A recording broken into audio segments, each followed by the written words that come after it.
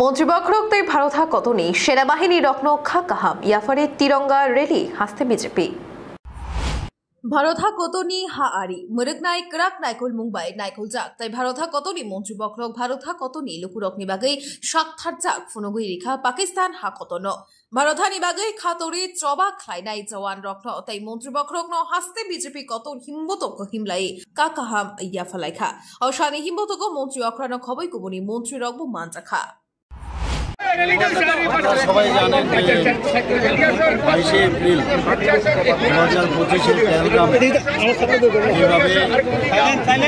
নিরীহ আমাদের পর্যটকদের 26 জন 25 জন ভারতীয় এবং একজন নেপালি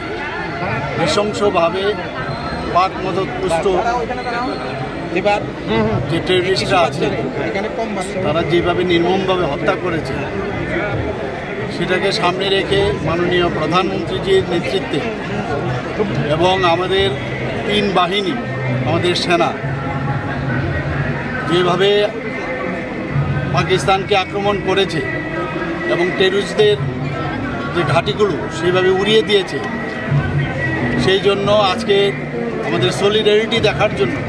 আজকে ত্রিপুরার থেকে আমাদের আজকে স্টেট লেভেলে আমরা সব ধরনের নাগরিকরা সবাই এসছেন এবং আমরা মাননীয় প্রধানমন্ত্রীজির সাথে আছি এবং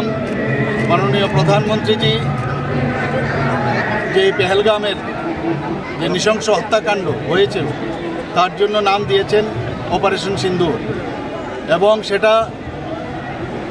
যেরকম সাকসেস হওয়ার কথা তার থেকে আরও বেশি আমি বলবো যে সাকসেস হয়েছে। এর জন্য আমরা 3 সেনাবাহিনী এবং মাননীয় প্রধানমন্ত্রীজিকে আমরা ধন্যবাদ দেওয়ার জন্য আজকের এই র্যালি এবং আমরা এই দেশবাসী সমস্ত আজকে মাননীয় প্রধানমন্ত্রীজি এবং সমস্ত 3 যে আমাদের সেনাবাহিনী আছে তাদের সাথে আছি সেটা আমাদের দেখানোর জন্যই আজকের এই র্যালি আমাদের। Thank you. Bureau report খুম্পই।